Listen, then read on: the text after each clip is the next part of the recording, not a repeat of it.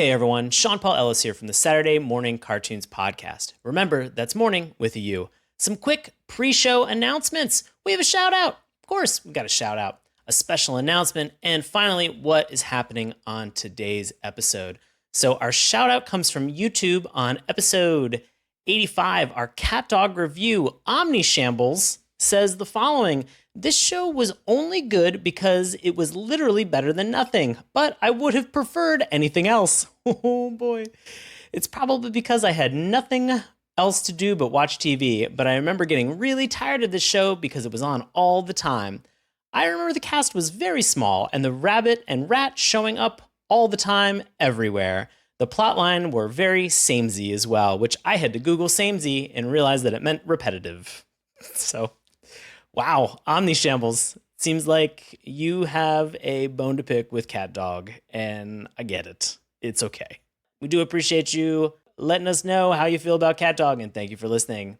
Our very special announcement that we have is a very special Collider announcement. We have a big announcement in today's episode, so please give it a listen. We would love your feedback. Nothing is changing for our show, so no worries for any of our longtime listeners. Really, the only thing that is changing is when we release episodes. And if you've been a listener for a long time, we should have always been releasing on Saturday. What have we been doing? We have been fucking this up for 5 years straight. We're fixing that now. So what's on today's episode? Today marks a return to form. All of the stuff that you love about Saturday morning cartoons over the past 5 years, because Dave Trumbore is back. And we are getting into the seedy, gritty underbelly of Gotham City for the DC animated universe movie, Batman Hush. So we have to ask the questions, who is Hush? And does the adaptation of the classic Batman graphic novel win over our Batarang-shaped hearts? All of that and more. And so now, on with the show.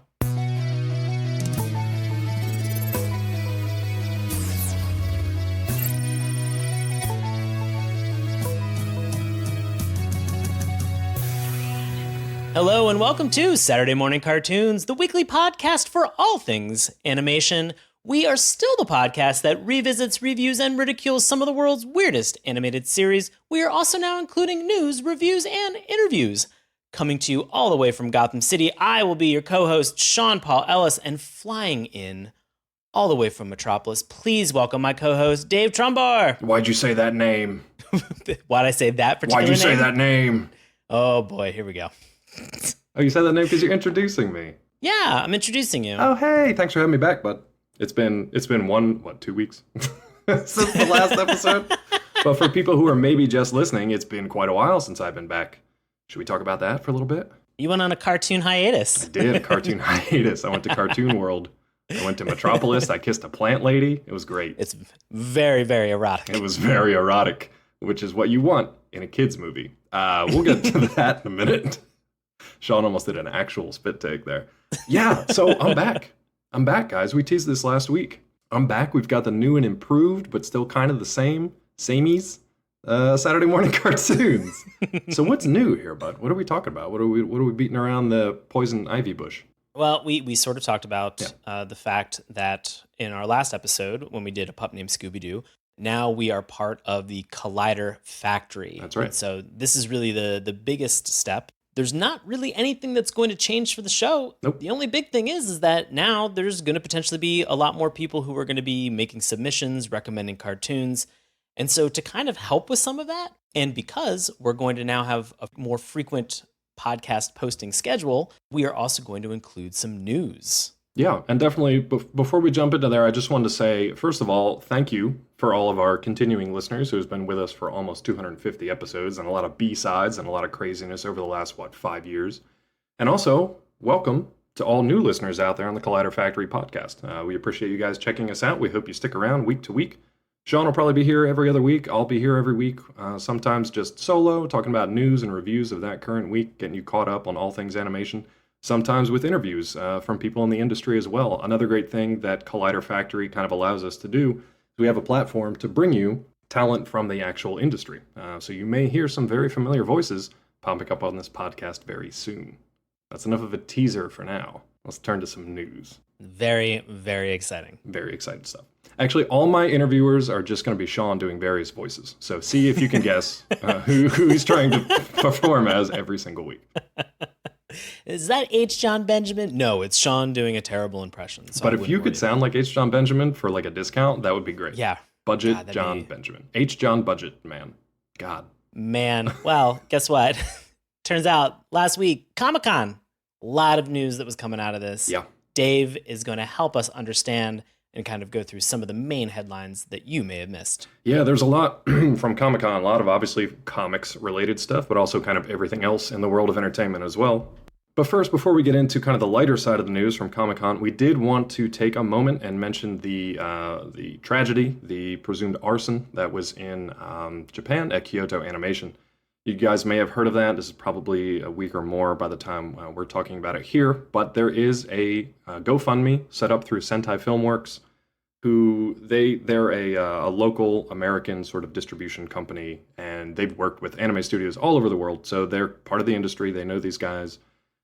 They set up a GoFundMe campaign for fans of anime all over the world to help the victims of this tragedy. So you can head over to Collider and just type in, Kyoto Animation, or we'll have the links up in our show notes as well, if you want to contribute to that cause. The story, I think, is still kind of unfolding. We don't know everything yet, but what we do know is that people will need help and they will need funds. So, that's just a great thing to do to be able to help out in some small way. So we want to make a mention of that. If you can help, wonderful. If you can't, please consider at least sharing it so that it gets the word out there, so that if people can contribute, they can definitely raise awareness and possibly contribute in the future. So thank you. Absolutely. Well said. And now to the fun stuff. So there was a lot of really cool stuff out of Comic-Con this week. We're just going to hit these kind of highlights so that you guys, if you want to know more about it, maybe this is the first time you're hearing about it. So here we go. Ducktales, the Disney Channel reboot that just popped up not that long ago, but has been fantastic and will be returning this September with new episodes in season 2. They're welcoming a ton of characters. Now, if you're a 90s kid out there, or just like, if you're younger than that, but are super nostalgic for like 90s Disney Channel, you're going to recognize names like Darkwing Duck, Rescue Rangers, obviously classics like Daisy Duck and Goofy, also coming to the show. So we don't have a whole lot of details on it yet. There's a fantastic poster that has, 50 Disney afternoon characters that are in there. Monterey Jack, Kit Cloud Kicker, but he's kind of sort of grown up, but he's still kicking Cloud, so I don't know what's up with that. How excited are you to see a new and improved and expanded DuckTales universe? I can't wait. I'm very excited. I know a lot of friends have been excited as well. Yep. In fact, when this news came out at Comic-Con, a very good friend of mine, she messaged me immediately saying, I can't believe that we're finally going to get an updated gadget. And then she sent me a photo of her at Disney World with an actual autograph book, getting Gadget's autograph, who is a costume character that's sometimes at Disney, but obviously in the 90s when the show was on and it was way more influential, it was a picture of her getting Gadget's autograph. It was like that perfect piece of nostalgia to see that photograph. So I couldn't be more excited, and I know a lot of people are too. Absolutely. And we have, throughout our history of our podcast here, we have Rescue Rangers, correct? We definitely have Tailspin, because I remember doing a terrible rendition of the theme song. Absolutely, we did. You guys probably want to skip over that part of that episode. And we definitely have Darkwing Duck, too. So you can scroll back through our previous episodes and check out all of those if you're not familiar with them at all. But you will be soon, because they'll be coming to DuckTales. Let's keep it kind of in about that age range. We'll get a little bit older here. We had a pair of trailers come out for a couple of different things that are very high-profile things. So one is Season 3 of Netflix and DreamWorks, She-Ra and the Princesses of Power. Season 3 is going to be dropping on Netflix August 2nd, so should be this coming Friday by the time you guys are hearing about that. Trailer looked great. I mean, it still has the fantastic kind of super colorful fantasy world that the previous seasons have shown us. I'm hoping we get a few more episodes to kind of explore more of the story. My only shortcoming with Season 2 was that it was too few episodes. Other than that, it was fantastic. We introduced a new character who you guys may know from the original She-Ra cartoon. I'm very curious to see what they kind of do with that. Are you a She-Ra fan? You've been watching She-Ra? Of course. And we have had an opportunity. Last July, we talked about the original She-Ra. Right. We have since then, we've talked about She-Ra and the Princesses of Power. I mean, I'm been so happy with the show, and I think it's been so fantastic that season 3, as you mentioned, I'm just hoping for a couple more episodes. This seems to kind of be a trend with some Netflix animation that we've received that has been excellent. Castlevania, for example, Yep. first season only had four episodes, and all I wanted was more. Right. And so, thankfully, second season, we got not only a lot more action, but a couple more episodes as well. So it seems to be the trend that they're been giving things more episodes, sort of the more popular that they've become, but also keeping the seasons themselves, because they've been coming out twice a year, relatively short. So I think maybe like an 8-episode season would be perfect for me. Yeah, it's weird. This is a little insidery baseball kind of talk, but a lot of times we've talked about this on the show before. When we talk about syndication numbers, used to be 65 for cartoons for whatever reason, because that was their like production schedule, and you needed to hit 65 to hit syndication so you could make your money back that you invested in the original animation. Well, because of things like Netflix and streaming services, and even at one point cable TV, that number kept coming down and down and down, but they kept the same kind of production order or production process in line. So for a while, it was like 26 episodes was a season. And then they cut that in half so that 13 episodes could be a season. And then Netflix cut that in half again so that you can have a 6 or a 7 episode season depending on when it's released. We've seen it with Castlevania was a little bit of a different story, but we've seen it with Voltron. Voltron at one point had like a 72, 75 episode order or whatever it was, but it was released in like 8 season chunks of maybe 6 or maybe 12 or maybe 13. So it's all over the place. We'll see what we get with She-Ra. I don't have that episode count off the top of my head, but the good news is there will always be more coming until that story has run its course. So that's good. And if we get them more often, I'm fine with that. Keeping in kind of that same age range, we got a trailer for Steven Universe the movie. Steven Universe the movie. Now that is going to be a TV movie, so as far as I know, they don't have a theatrical release planned for that. But you get a bit of a time jump.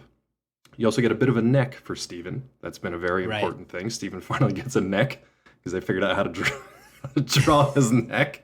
I want to say, I love the fact that they're saying now that they've had a neck, but there's been episodes where Steven has gotten older and younger. Right. We have Stevani who has a neck as well. Right.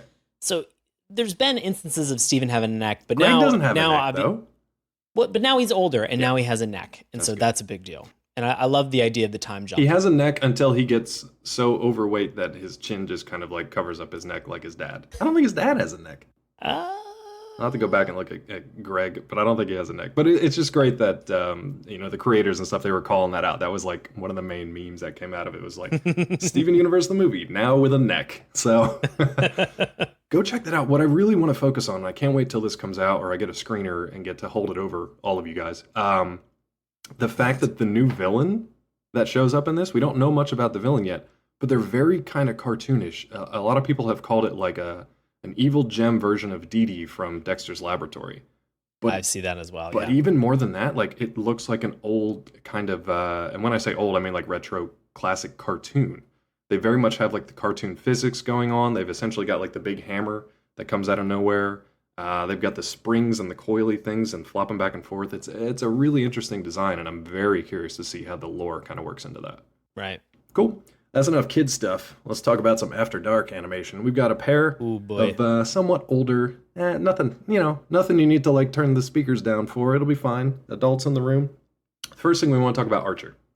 Archer on FXX. It is surprise renewed for season 11, but there are some big changes coming. So, spoiler alert, I guess, if you haven't been watching Archer for the last 4 years, he's been in a coma for the last 3 seasons. He's going to be waking up. I'm not going to tell you when, because there were some reports out there that kind of spoiled when, and that was a bummer. But for season 11, Archer is going to have to come out of the coma and deal with those repercussions. So now he's essentially a former super spy who's been in a coma, has not been exercising, has not been eating, obviously, for 3 years. So they're actually going to play that up. Adam Reed, I'm sorry, I can't remember the other EPs off the top of my head, but Adam Reed's the creator. He was the one that kind of came up with the idea, look, if we're going to get into the end game for Archer, he's going to have to wake up at some point. We could keep doing these genre seasons forever, which have been great. Yeah. But in order to give him some closure and have him actually have some repercussions from these things, he has to wake up. So as far as we know, he's going to wake up. He's going to deal with stuff. And they haven't really released any more details beyond that. Adam Reed will be back, though, for this season, and probably will be back throughout the run of Archer. Previously, he was reported as maybe stepping away at the end of season 10. But because they had this new idea and because they got the renewal from FXX, he's going to be back. So that's good. Great. Good news for Archer fans all around. And the final thing we want to talk about, just a real quick clip. It's one of the first, I believe the first clip from Rick and Morty season 4. Season 4. So you can check that clip out if you haven't watched it 50 times already. And it features Taika Waititi. You may not know that from the outset. I wasn't sure. It sounded kind of like Rhys Darby, but it was not. It was Taika Waititi. And you can check out that character. I'm sure there's going to be pages upon pages, fanfic, Rule 34s, all kinds of stuff for this new character. So have at it, internet. Enjoy yourselves. Gonna get weird. It's gonna get weird, Morty. Can't wait. That's it. You guys are pretty much caught up on Comic-Con animation news. So if there's anything we missed, again, feel free to head over to collider.com. Check out that animation tag, and you'll find a lot more stuff. But for the most part, those were the heavy hitters. There was some Marvel animation stuff thrown in there. There was some DC animation stuff thrown in there. Kind of minor compared to some of those stories. So feel free to go check that out. Speaking of DC animation, what are we talking about again? Oh boy, we are talking about the DC animated universe Batman Hush, the movie. Hush. Yes. This is the first movie we've done on this podcast, is that right? This might be the first animated film that we've done for this show, correct? We've done tons of cartoons, we've done Christmas specials, we've done anti-drug PSAs, we've done North Korean propaganda cartoons, we've done quite a few things. Yeah. First animated movie. Never a movie. No. We've always had plans to do it. It just never kind of worked out. And that's probably been one of the more requested things, is that people asking us, are we going to review cartoon movies? Guess what? Wish fulfillment coming true tonight. It's tonight. Yes. We're doing it with Batman Hush. Yeah. Yes. And we should add a quick disclaimer that this is not a paid or a sponsored review. Right. But even if it was, we'd bring you our fair and honest critical opinion for Batman Hush. No DC dollars and no Marvel money was spent on us at all. Although, DC Marvel, if you listen to us, give us a call. We will take your money for a fair and critical review. But we haven't yet, just so you guys know. Before we get into the review ourselves, I feel like people have heard enough of our stupid voices for a few minutes. Maybe they need a break to hear from like an adult who will deliver the synopsis for Batman Hush in like deep baritone voice that you just want to listen to forever. Do we have anybody like that lined up? Oh my God, sure. Of course, do we. We have longtime listener and friend of the show, Bobby Anthem, who's going to give us a little synopsis of what's in store for Batman Hush. Bobby, take it away. A mysterious villain puppeteering Gotham's most dangerous forces leads the Dark Knight into uncharted waters in Batman Hush, the next entry in the popular series of DC Universe movies. An adaptation of the seminal DC classic tale, Batman Hush centers on a shadowy new villain known only as Hush, who uses Gotham's rogues gallery to destroy Batman's crime-fighting career as well as Bruce Wayne's personal life, which has already been complicated by a relationship with Selina Kyle, aka Catwoman. Man, I could listen to that dude read the phone book, honestly. And next week's episode, he will be reading the phone book, so be sure to come back and listen to that. It'll be great. Perfect. Be a good time.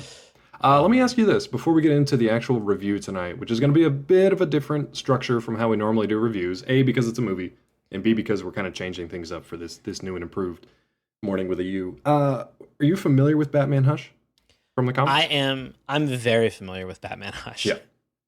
How familiar? Tell me. I have read and I own a physical copy of the trade paperback of all the issues for Batman Hush. I got into a Batman graphic novel phase, I want to say about maybe 10 years ago, where I think I went out and any notable Batman detective story that was there, I picked it up and just began reading them. I think that this was around the time that the Christopher Nolan trilogy had come out, and so Batman had moved away from sort of George Clooney with nipples and a bat suit to suddenly, a grittier, more interesting Batman with some depth. And so I had always been a fan of Batman. I know I'm making fun of George Clooney and other actors, or Val Kilmer, who has also played Batman, but I was in the theater watching those Batman films, paying price to see them and enjoying them ultimately. So there's nothing wrong with them. Was always a fan, but I just finally probably had the income to be able to actually buy the graphic novels. And look, we only punch up here too. So I mean, if you're going to take somebody to task, let it be George Clooney. Let it be George Clooney. Let it be you too. God. Exactly. So very into a lot of the like classic graphic novels for Batman. So, and in anticipation of watching this, I also reread it twice. Oh, nice.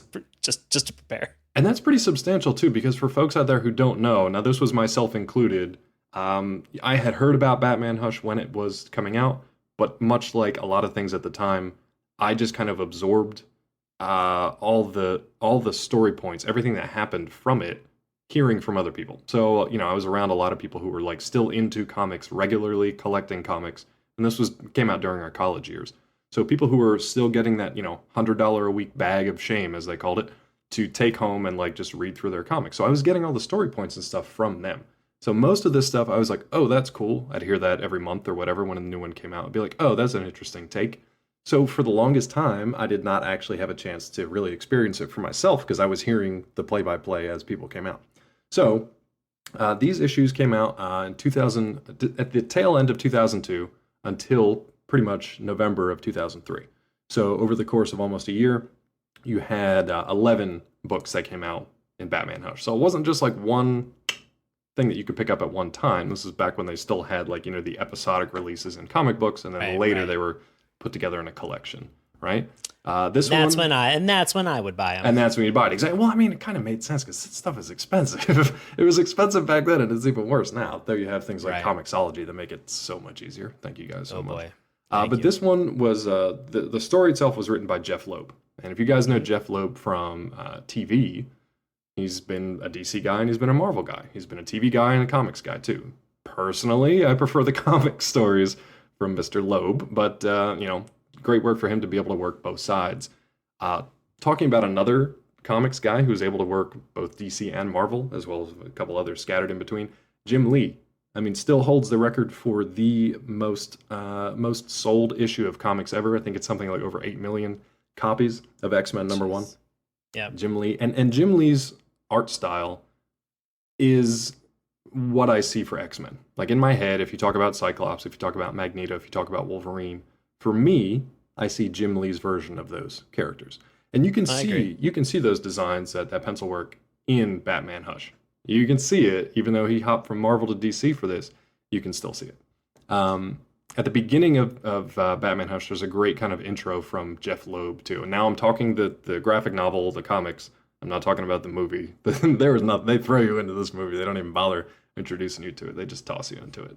But that is kind of your primer, if you guys aren't familiar, of the history of when and how this came out and who was involved.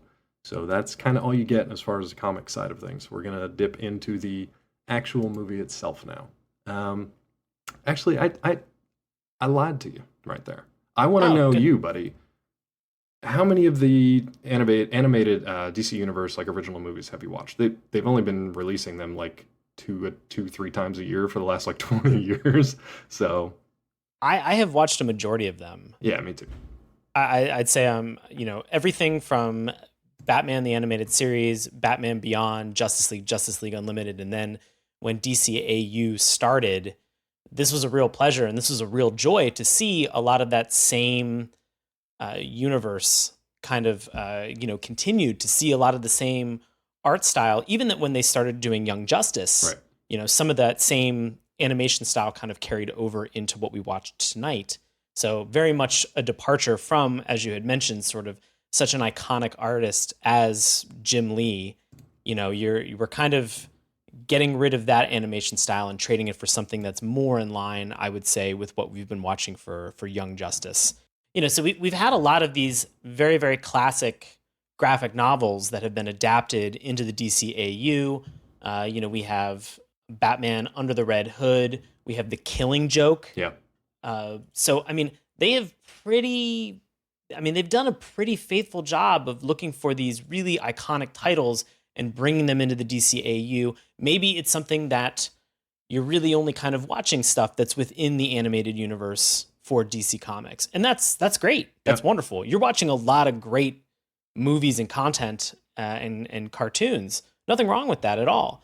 But for some people who have been kind of watching and as well as also reading, it kind of goes to that pivotal question, is it a faithful adaptation? Does it still kind of resonate, along with the story that was introduced in the graphics novel? And so I think that tends to sort of be the challenge with a lot of these, is how faithful is it to the original source material. And so that's definitely a discussion for tonight. Yeah, and just looking at these real quick, Batman Hush is the 35th of the DC Universe animated original movies. And they've been going for, like I said, since 2007, so about 20 years, a little bit more.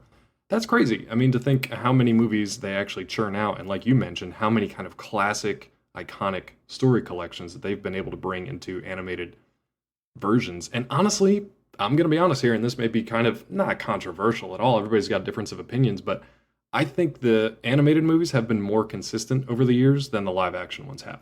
And that's going back to the 80s. I mean, look at the live action versions of DC Comics properties. They're all over the place in terms of quality, in terms of how they're reviewed critically, in terms of the stories that they cover.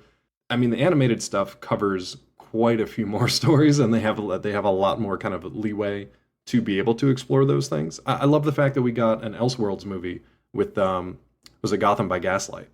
You know, that gave him a chance to explore a very different kind of Batman, a very different kind of world, a different look, a different animation style. We've now got sort of the James Tucker verse, where the producer for these, one of the producers for the animated movies, his movies kind of have like a similar kind of look to it. They have a continuity within themselves too. You've also got the ones from like, was it Bruce Timm, Paul Dini? Correct. They have sort of the continuation of the Batman, the animated series style and look and characters and voice actors who we all know and love. And then you've got, you got that little bit of Elseworld stuff. You've got ratings that are all over the place. They're usually PG-13, sometimes very rarely R. But the content kind of goes all over the place. And then you've even got stuff like the classic kind of Adam West. I think they made 2 of those with the classic kind of Adam West kind of Batman. So they've definitely got a wide range of things for all kind of tastes. And not everybody's going to like everything that comes out. Right. But to your point, it's tough to not only adapt each and every one of those stories, but to find the right tone and to find the right amount of content to cram into it. Right. And when you're talking about a year-long, 11-issue storyline for Hush, and you're trying to cram that into a 90-minute movie, you're going to have to make some difficult choices. You're gonna have to make some art. You're gonna have to make some possibly artistic choices. Yes, very artistic choice. Yeah.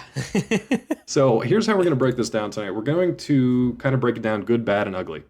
And for ugly, I'm changing that to LOL because I don't like to kind of punch down, especially for people in the animation, because everybody works very, very hard, and it's a very difficult and sometimes unforgiving and thankless job for what these people have to do. But I'll be honest, there are some things that make me literally laugh out loud when I watch this stuff, and sometimes it's intentional, and sometimes it's not. So we're going to talk about what we liked from the movie. We're going to talk about the stuff that didn't work quite so well in the middle section there, and we're going to end it with some of the stuff that was either laughable for good reasons or not so good reasons to end on a funny note, if nothing else. So what, buddy, what worked for you in this movie, just from like a high level? I'll actually say a lot of it was the voice cast. Yeah, okay. I'll say that a lot of this was really the voice cast. I think this kind of marks a departure. We've had for a long time, we've had Kevin Conroy as Batman, and we've had Mark Hamill as the Joker. Right. And so now we have Jason O'Mara, who is the Batman. He's doing a great job. I'm liking it. He sounds very gruff. Definitely needs like a cough drop or a lozenge at some point. Yeah.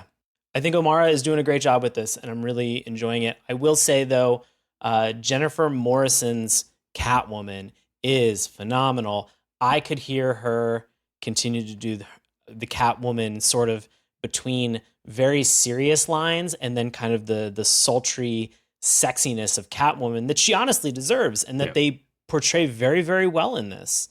This is a graphic novel, and I hate to keep going back to the graphic novel portion of this, but so I'll stick to the DCAU version of it. Okay. In this, they really, they show a lot of intrigue sort of between this relationship. You see that this has kind of been a cat, I don't want to say mouse, this has been a cat and a bat game back and forth between this relationship that Bruce and Selina have had for a very long time. And so this is finally having Bruce Wayne as Batman say to himself, I've gotten to this point where I've been fighting for so long, I'm alone. Right. And he makes that kind of, has that self-realization and goes for it. And I mean, good for him. You know, he's kind of been following his fists for forever. And so finally he has an opportunity to kind of follow his heart for a moment. And he gets a little bit of blowback from a couple of the characters that they have that are in there. I mean, we have Sean Mayer, who is voicing Nightwing, who, again, great supporting character, great supporting cast that you have for this. I really liked a majority of what we had in terms of sort of that particular storyline of just which is kind of the B arc that they have of this relationship and the discovery of really kind of who each person is between Catwoman and Batman, and how do they, if they're going to be in each other's lives, as they say, you need to be in each other's lives, which is a great continuation. It is an interesting arc to follow, and it was one of my kind of favorite parts of this particular story. So, yeah, you can look at it on one hand, like the action beats and stuff that you follow are going to be Batman trying to figure out what's going on with all the villains in Gotham while they're kind of acting out of their normal tropes that they are known for doing. So everybody's acting a little off. So everything they're doing is just like a little bit off, and he's kind of like not real sure what's going on with that yet. You come to find this is probably a good time to say that there will be spoilers probably for Batman Hush, both the comics and the movie. Because we're talking about the movie. It's been out now for what, like 17 years almost as a comic book? Yeah. Now, granted, the movie, by the time you guys are hearing it, it is available on digital. You guys can check it out on digital, as we did, and it will be out on Blu-ray, I believe, on August 6th. So you can check that out as well. But there are going to be some spoilers. So if you thought we were going to do a spoiler-free review somehow, you can check out. Because we got to talk about some stuff that's actually going on. What I will say, though, if you are going to peace out because of spoilers, even if you are familiar with the Batman Hush comics, there is enough new material and twists, in my personal opinion, in this movie adaptation to kind of keep you guessing, to show you something new. And it's not just a page-for-page translation, for better or worse. Some people are going to like that they changed some stuff and they took some twists and turns with the material. And some people are not going to like that they didn't stay 100% faithful to what's on the page. So now that that's out of the way, I'll go back to what we were talking about a second ago, which is the relationship between Batman and Catwoman. I agree with you. Honestly, I thought it was a strength of this entire movie. It was kind of the core emotional story that you follow throughout. It didn't get distracted from that too much with any kind of side story stuff. There wasn't a lot of dalliances off on the side. There really wasn't any kind of minor plots that threaded their way through because they had enough focusing on their relationship and then their struggles against the villainous Hush. So they had plenty going on with those two things. They didn't need to thread in a bunch of like B and C plots beyond that. However, you mentioned the voice acting is a strength. I'm going to save that for a later discussion because I had some issues. I really like this new cast. I particularly like Jason O'Mara. I think he's good. I think he gets a little wooden at times, though, when Batman doesn't really get a whole lot of emotional range, to be fair, so he doesn't have to do much. But there are scenes and there are moments throughout this movie where it calls for a little bit more flexibility for some of these characters, and a lot of the lines are always kind of delivered the same way. So to me, that's a flaw in like the voice direction. So that was a little stilted for me. We can talk about that more in the other section. I really did enjoy Alfred, James Garrett, who plays Alfred in this one. I thought he was amazing. He sounds like the late John Hurt, and I mean that in the best possible way. He didn't have much to work with, but the lines that he delivered I thought were amazing. It's just wonderful. Yeah. And we have so many characters in this one too that like that's good and bad, right? And that's another, I think, strength for this is that, there are occasions when you want to understand what the scale of the story actually is. And for something like Hush, it's almost like a year-long conspiracy for Batman to try to decipher and figure out. And so I think that sort of some of the time gets consolidated and compressed because it's in movie form, but in the actual graphic novel itself, like this is a long-running, all-encompassing Gotham conspiracy where he's trying to figure out who is orchestrating and pulling all these strings behind the scenes. And so that's great because, you have, again, a lot of misdirection from some of these characters. And I love the fact that for DCAU, they're able to bring in a bunch of these characters. We had Lex Luthor that's in this, And it's a continuation from the last movie, too, because he basically straight up mentions, hey, I saved you all from Cyborg Superman, because they're chronicling back to the two-part DC animated Death of Superman and Reign of the Superman, which was the first time that was adapted for the big screen, which made me super happy. And they did a good job with that. So I like that this continues in that kind of connected universe. Yeah. Yeah, it's, I love seeing that continuity between these movies. Yep. The fact that, in the comic, Lex Luthor is actually the president of the United States at this point. Right. And so in this point, you kind of see him back at LexCorp. He's a provisional member, which they are very strict about him being a provisional member. Yes. We will call you, do not call us. We have Damian Wayne, who's been in a couple of the animated movies that we've had so far. And so it's great to see him. We also have, it was very confusing because he referred to him as Titus. Well, who was that? That's a Bat Dog. The Bat Dog. Oh, really? They didn't call him Ace? They called him Titus? No, they didn't call him Ace. They called him Titus. That's interesting. I missed that. Yeah. Okay. That was probably established in an earlier, There's a couple different Bat Dogs that they've had over the year, and so this one just happens to be Titus. Wait, you're telling me that, like, Hounds, Ace the Bat Hound doesn't live for, like, 80 years?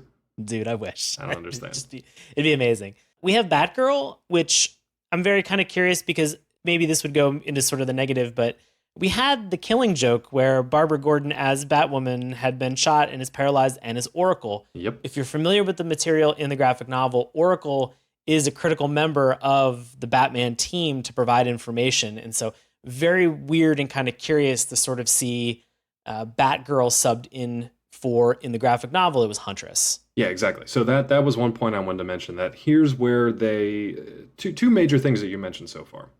One, the time compression. Again, remember that the comics, this was a year-long event. So think about every issue that comes out, you get 11 issues. Each one, maybe they're dealing with a different villain, right? And that's fine. That's pretty standard stuff. So like in one issue, Batman's rescuing a kid that was kidnapped by Killer Croc, and he's got to fight him off. Cool. The next issue, it continues that story, but now he's chasing Catwoman over the rooftops because she stole something. Cool. Right. But you're reading these, and there's something in the back of your mind that, like, wait, something is connected here, but I don't quite know what it is. I can't figure it out yet. Well, that's what's happening to Batman, too, as he's going through. Except when you watch Batman Hush, that entire year is compressed down into 90 minutes. And you do feel that. We'll get to that in a second, but you do feel that. The other thing is the characters that they chose to exclude, like Killer Croc, and the ones that they chose to include, like Batgirl, but not Oracle. I don't know why. Yeah. Maybe they didn't want to introduce Huntress, or maybe she's going to pop up in something else, or who knows. But they brought Batgirl in for 30 seconds, and then she was gone. They brought Lady Shiva in for 30 seconds, and then she was gone. Well, in their defense, Lady Shiva actually does make an appearance in the graphic novel for this one. And that's fine. And that's fine. All she does here is to set up a point of, like, exposition. Yeah. She drops something that's like, here's a clue. Okay, bye. You enjoy the rest of your night, Batman. Which is so funny because, as you were saying, for the serialization of the comic book itself, there's a whole issue that deals with Batman kind of confronting Ra's al Ghul and fighting him, but at the same time, Catwoman is holding Talia al Ghul captive, and so Lady Shiva shows up and fights Catwoman. And so it's very interesting kind of how they decide to unnecessarily exclude and include some of these characters. I think we're veering into quote-unquote bad territory, so let's hold that string. Do you have anything else that stands out as far as being like really enjoyable or really fun before we move into some of the stuff that didn't work quite so well? I've got a couple things, but I'll just my final point for the good is that I love DCAU, and I think you mentioned it perfectly that it has been so much better than the actual cinematic universe. And anytime any of these come out, it's always a joy. I always love watching them. It's very challenging because I have a lot of things to talk about in the bad. So with that, Dave, what else do you have that's good? Fair enough. I got a couple things that I really liked. One was the character design. So a lot of the characters, we've seen similar versions of them before, but this is very much their own kind of like continuity. Batman gets a new bat suit. For whatever reason, it looks exactly like the old one. That's fine. But we get, like, Catwoman has a cool look to her in this one, and that's pulled right from Jim Lee's designs. I really like the Scarecrow design in this one. It was pretty intense and kind of spooky and scary, and I thought that was really cool. There's a surprise Clayface appearance. That's all I'll say about that for now. Trying to keep spoilers. Always limited. my favorite. I love Always Clayface. my favorite. I love And the Clayface. way that they brought him into this, it's similar to the graphic novel, but it was just kind of like, holy shit, the way that they bring him in. Because I was like, what is happening right now? And then it's Clayface. That was really cool. That kind of almost made me stand up. Spoiler it for me. A little Spoiler bit. it for me. A Okay. little bit. We'll wrap it up in clay. You won't even notice it. It'll be fine. And then honestly, the way that they kind of ended this romantic relationship with Batman and Catwoman, because to be honest, it was not a happily ever after story. They have a cool thing where they sort of have this on again off again relationship that they've had forever. Then in the middle of the movie, they have a very cool kind of montage where they're both side by side, back to back, trying to fight crime essentially in their own particular way with their own particular code. But because those codes don't quite mesh, at the very end of the movie, they kind of have to go their separate ways again, for reasons that I'll leave unspoiled. But it was an interesting arc to watch, and I like that it didn't end on a happily ever after note. I think that's it for my good stuff. So let's get to the stuff that didn't quite work for you. Okay. Oh man, I got a lot to say, so I apologize in advance. All good. Just leave time for the LOLs. Leave time for the LOLs. Yeah, I promise to leave time for the LOLs. Dave, I almost want to start with like a rhetorical question about what makes a good Batman comic or movie. Could it potentially be hearing the Caped Crusaders' internal monologue so that you can hear those gears turning of the world's greatest detective? Yeah, I'd be interested in that. I'm still waiting to kind of see that, yeah. Yeah, there's been very few that have actually accurately portrayed that. Of all the people, I thought it would be Nolan. I thought he would give us the most like cerebral one, and I was kind of disappointed that he didn't really. So yeah, could the reveal of his identity to even a villain like Catwoman, could that be intriguing? Could that make a good comic or movie? Absolutely, that's made some of the best. That could make a good one. Batman animated series episode. I like that I keep answering your rhetorical questions. That's okay. Could it potentially be Batman pushed to the limit over a long period of time? Absolutely. We've had tons and tons of comics that have been about that. I'm sure everybody's probably familiar with Bane in the Nolan trilogy, based off of the Nightfall, arc that they had. The whole idea behind that is that Bane pushes and cajoles all these other villains to relentlessly attack Gotham and Batman over the course of 12 months. And so then finally by the end of it, Batman's broken. Bane just swoops in and breaks his spine. And like, that was a crazy story. That was unbelievable. And even to your point there, Joker pushing him to the point that he breaks his own code. And they've handled that in movies pretty well, and they've handled that in the animated realm as well. Well, now you bring me to the point. Yeah. Batman considering to break his no-kill code. All of these four things really put together, for me, is what makes an unbelievably, undeniably intriguing Batman comic or animated movie. Agreed. And it was obviously something that the DCAU could have taken a lot of the material that they had from the source and they could have used it. Did they, though? No, they didn't. And that's kind of what I thought was the bad for me. What made Hush such a good comic book is that they introduce this character, Hush, as a real threat to Bruce Wayne and Batman.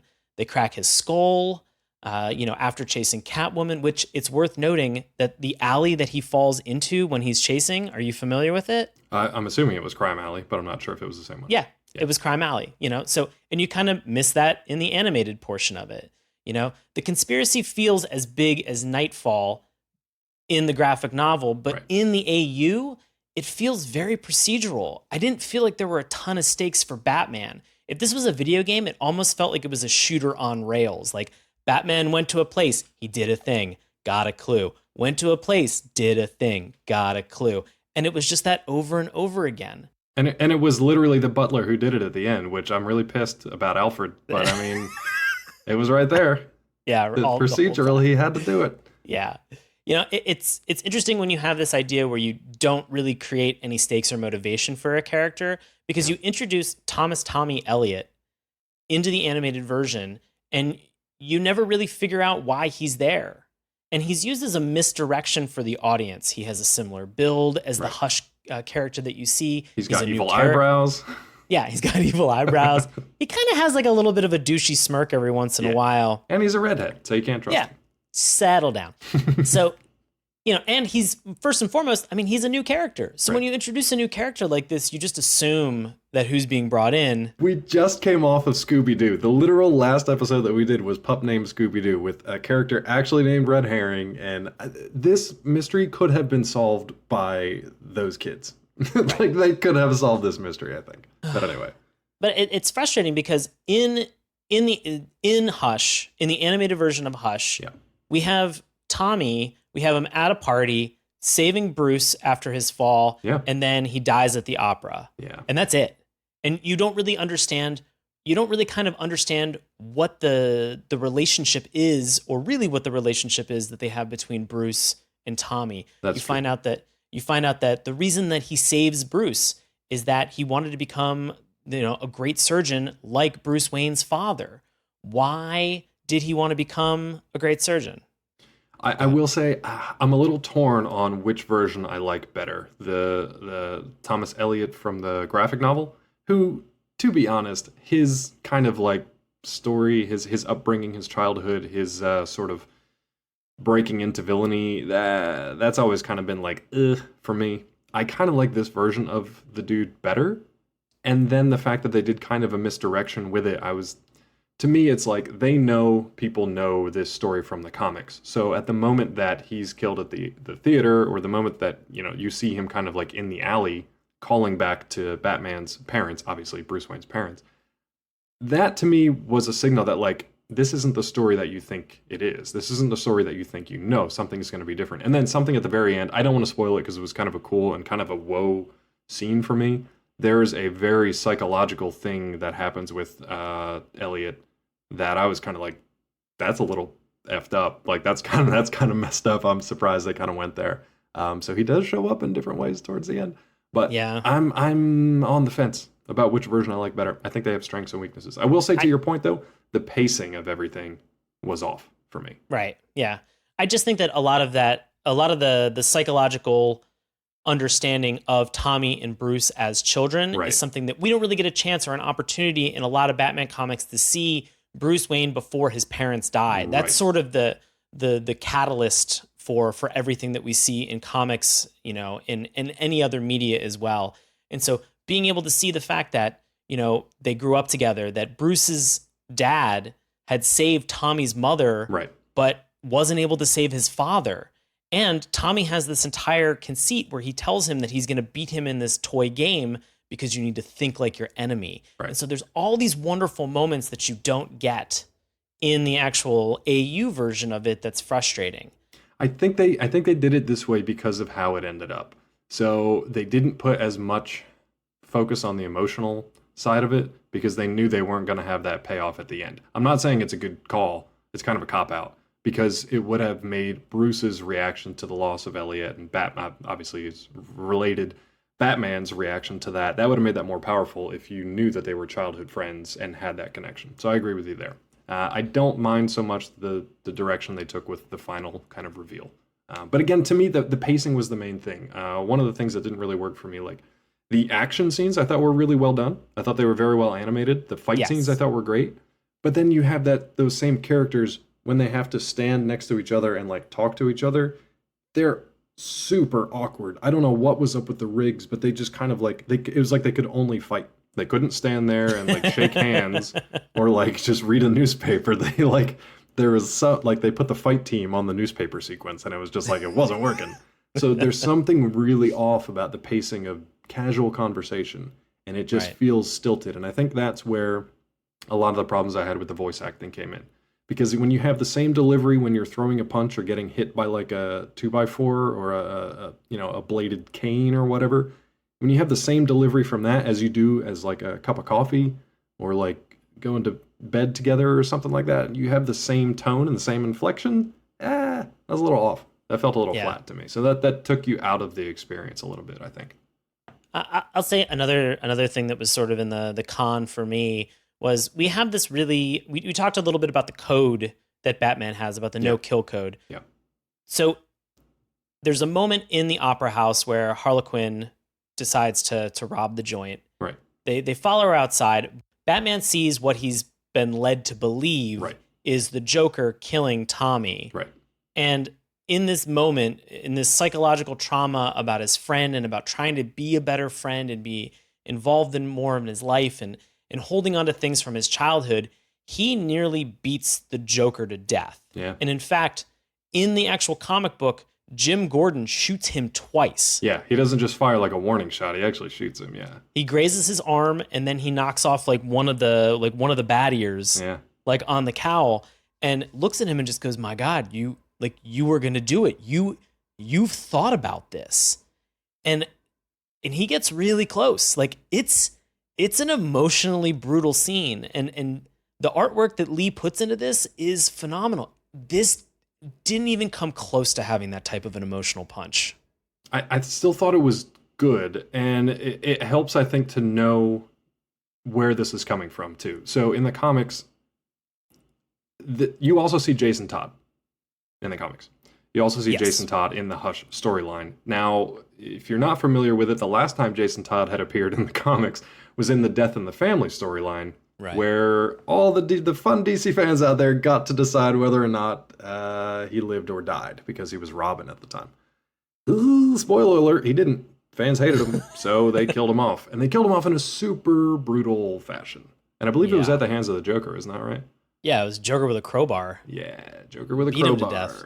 Yeah. So, I mean, put yourself in that kind of like mindset as far as like if you were Batman at this point, maybe the last time you saw Joker, or at least the last like serious time you saw Joker was right after he beat your ward kind of to death with a crowbar. Right. And now you see him kill like your best like childhood friend. Like at that point, I don't blame him for snapping. And that's kind of what you said. Like the best things, the best story points with Batman, one of them is pushing him to his limit to break his code and do things that he wouldn't normally do and really push him from that line of vigilante into outright villain.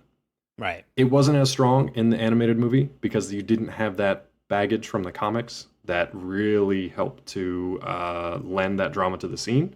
I still think they did an okay job with it. There was a funny little line from Joker when he was like, he was kind of like out of it and he didn't know what was going on and he was still like laughing even though he was beaten silly and he's like, "So anyway, who's Robin now?" And I was like, that's kind of funny because that's really A, there's like 10 of them, and B, coming right after that was kind of messed up. That was a good line. Yeah, but I think that baggage, that emotional baggage and weight that you talk about it is so important. And I felt that they really just kind of skipped over all of that. Not just like selective parts. They skipped over all of it in Hush, the animated version, which is tough. That's the pacing problem. They condensed this. It honestly should have been at least 2 movies. I don't know how you split it. I don't know how you do it. Maybe the first movie is just Batman and Catwoman having their growing romance and then them kind of having their villain of the week and then the reveal that like Hush is behind this stuff and then the second part is figuring out who Hush is. I don't know. Go ahead. I almost want to say they probably could have added 10 minutes of material and I would have been to fill in some of that backstory and baggage and I would have been over the moon happy with what they did. But because it didn't have it there, it was pretty frustrating. I think, and this is just a quick point, and it's the difference between 2 mediums. We have obviously, graphic novel and comics versus an animated movie that we would see. I just think not knowing Hush's voice is incredibly powerful. When we hear it in the movie, there's these moments where even you have Hush just going, "Hush, Batman, hush." And they overuse the word in this to a point where it doesn't mean anything anymore to me. Like it became frustrating. And in the graphic novel, because of this larger conspiracy, it has weight and they remove and strip that word of all the weight. And so it just, that was a challenge for me. And it doesn't just have weight as the conspiracy. There's actually an emotional tie-in to that too with the relationship between Batman and Catwoman. Because at the end of the graphic novel, after the second to last page. The second to last page. It's like one of the last things amazing. that they say. And I don't want to spoil it because I think you guys should go and read it. Honestly, go and read this. Pick it up on Comixology. Find the Omnibus or whatever, the collections, and check it out. Because that word is very important. It's very important at the end because it triggers something else. Right. It's a very important word. My only other thing I think they needed to work on, like I said, the pacing. Also, some of the edits.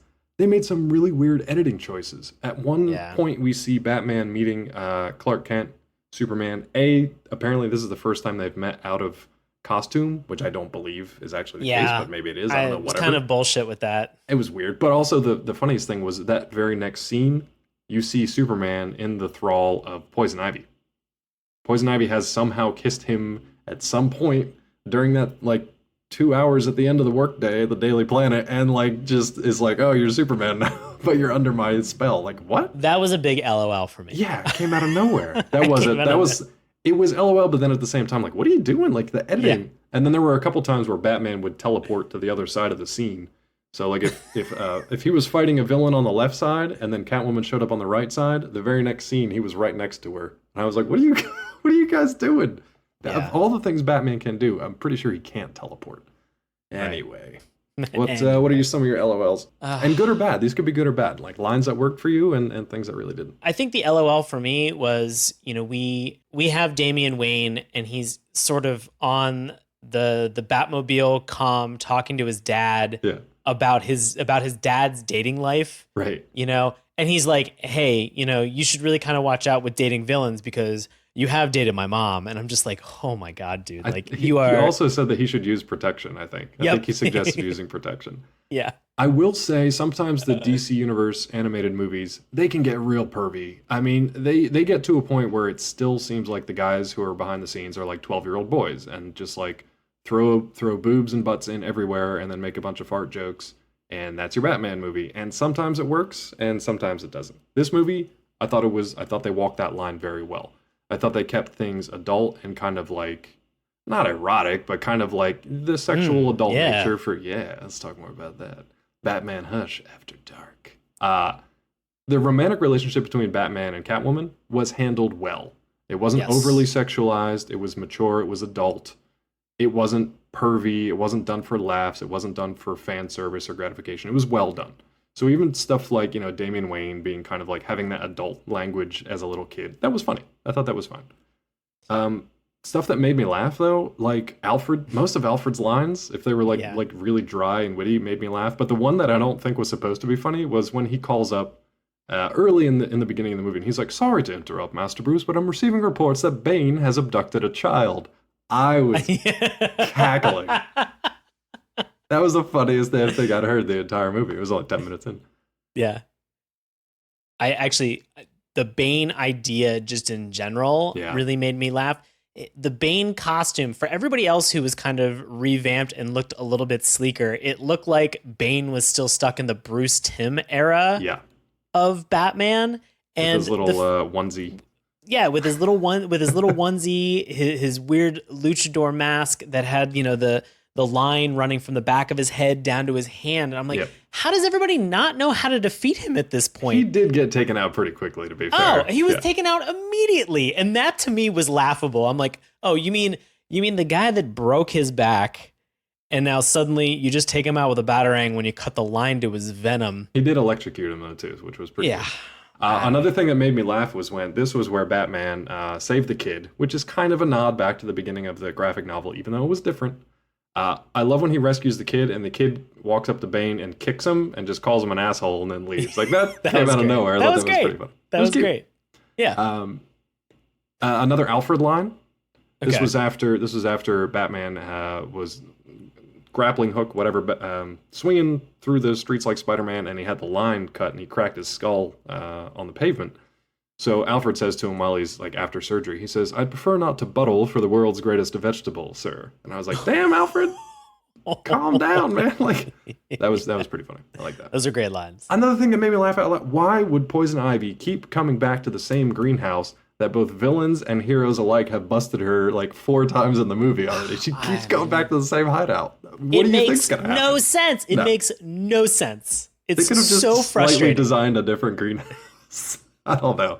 Also, how many fucking greenhouses are in Gotham? And she has just the one. Yeah. It's crazy. One thing that drove me crazy, but it made me laugh at an inopportune time. They used the same animation, shot for shot, of Batman and Catwoman kissing. I think they just flip it or change the background. Yeah. That's it. They do it twice, and it's the exact same sequence, the exact same timing, the same hands on the back or whatever. And it's like stuff like that. Audiences are smart today, guys. Like they're gonna see that stuff. I get that you have to like cut corners sometimes and like save those DC dollars, but like this one could have used a bit more cash, I think. Anything else? Yeah. I like that Selina's cat was named Eartha. That was cute. That was cute. It was a little Eartha Kitt throwback. Yeah. The Harley Quinn stuff didn't really work for me. The quick little like montage of fighting the villains was okay, but it didn't really add anything except showing that Batman and Catwoman were at their next level of the relationship. But yeah. Anything else, LOLs? No. All right, what are your final thoughts? Do you recommend this one or not? Or how do you want to do recommendations now, actually? I'm fine with the recommendation and justification, as well as also if I don't recommend it, and we can also dip stuff. Why should we sway or move away from an award-winning formula? So why don't you explain how the dip works to our new listeners on Collider Factory? Sure, absolutely. So if we recommend a show, we will give you our reason why. If we don't recommend something, we'll do the same thing. We'll tell you why we think that you shouldn't watch it.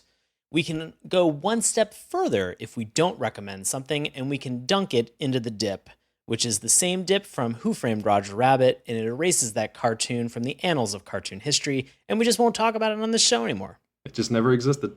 Never existed. So do you recommend Batman Hush, or do you not? And if you don't, do you give it the dip? I'm not going to recommend this. Wow, interesting. Yeah, I am not going to recommend this, but I'm not going to give it the dip. Okay. I will say, if you are a purist for Batman, this is going to frustrate you. It feels like it's missing the soul of the story that Jeph Loeb and Jim Lee created. There are certain scenes that were really faithful, but it was, as I had mentioned, it's unnecessarily selective. The Metropolis scene, pretty spot on. Yeah. The iconic Joker scene completely lacked the emotional gravity. Ultimately, this came down to, I don't know why this was titled Hush. This would have better served as another DCAU movie with a completely new title. They built an expectation by calling it Batman Hush that we would see the Bat driven to the point where he was going to potentially break his own code, and instead, all they did was reintroduce a rebranded Riddler. That's eloquently put, honestly. Like, every once in a while when Sean and I talk about these cartoons, one or the other of us will kind of paint whatever we're talking about in a new light. I do see a lot of the flaws in Batman Hush, and even more so now after talking to Sean for the last hour. I still enjoyed the movie, probably because I didn't have that same kind of formative experience with the comics or with the graphic novel. Again, I kind of came to these, I heard the story from other people, so I didn't have that same kind of emotional attachment to it. I kind of heard them as like facts or bullet points, so it was kind of just like trivia to me. Like I was like, okay, cool. Now I know who Hush is and how that story worked, and oh, that was interesting. But it wasn't just like, oh my God, I didn't have that gut emotional reaction. So for me, this is kind of the first time of like experiencing the story of Hush overall. And honestly, to Sean's point, this is like Batman Hush light. It's kind of a cursory introduction Diet Hush. to it. It's Diet Hush. If you want Diet Hush, you can go check it out. I'm still going to recommend it because I hope, like me, it inspires people to go out and check the original source material. I still think that the DC and Warner Brothers animation folks do a phenomenal job of bringing these things to life. I just wish this one was better. Yes. It's good enough for me to recommend that you go check it out, but it was a lot closer than I thought it would be coming into tonight. I will say that the ending for Batman Hush, the DCAU, it felt very abrupt. Yeah. It felt very, very abrupt. And to compare and contrast that with what we had mentioned, where the end of the graphic novel kind of concludes with the word hush, the graphic novel leaves the reader asking the question, did Batman actually solve this crime? And that what makes this such a phenomenal graphic novel, is that you are guessing until the very end, and you don't get that with DCAU. Fair enough. I'm really hoping that people go and check it out either way, and they can let us know. We would love to hear your guys' thoughts. We'd love to hear if you're a super fan out there and you loved or did not like this movie very much. We'd love to know if you agree more with Sean, with me, what your own opinion is. So, Sean, how can the listeners out there get a hold of us and contact us out there in social media land? If anybody wants to find us on social media, you can slide into our DMs on Twitter at Morning Tunes. Remember, that's morning with a U. You can check us out on Instagram and Facebook at Saturday Morning Cartoons. Drop us an old-fashioned email. We love those, and we read them. SaturdayMorningCartoons@gmail.com. You can find all of these links that I've mentioned on our link tree, which is in the bio for all of our social media sites. And as always, you can always find Saturday Morning Cartoons Podcast on YouTube, Apple Podcasts, Stitcher, Google Play, Spotify, and wherever you listen to your podcasts. Hey, Dave, what do you got going on? As always, you can find me on Collider.com, and if you head on over to Twitter, you can find me at Dr. Claw MD. That's about it for me, but I did want to say thank you once again to Bobby Anthem. He gave us the synopsis for tonight's show, and he's been a fan of the show and a friend to us for a very long time. So I just want to say a shout out for him again. Where can the folks out there find Bobby if they're interested in finding out more about what he's up to? You can check out his paranormal podcast, Inhuman Experience, with his co-host Bobby Blades. You can find them on Twitter at IEXP_podcast. And Bobby also has a solo show, which is called In Search of My Lost Soul, which is available along with the Inhuman Experience podcast on the Get in the Corner Mixler channel. We'll have all these links in our notes. Check out Bobby. Send him some love. He's simply the best. Highly recommended. Would not give him the dip. Sean, what else are you up to, bud? And where can the folks out there find you before we head out for the night? Oh man, as always, I perform live improv comedy in DC with a group that is called Nox. That's NOX exclamation point. You can find tickets and times witdc.org. And I'm always on Twitter and Instagram at Sean Paul Ellis. Awesome. Nicely done. Thank you guys so much for joining us for Batman Hush. Thank you so much for the folks at Collider Factory for joining and listening and following along today. Please feel free to share this with all your friends out there, and we will see you again next time. Have a happy Saturday. Hey, everybody. Thanks a lot for listening to Saturday Morning Cartoons. Now, if you'll excuse me, I have to transform and roll out.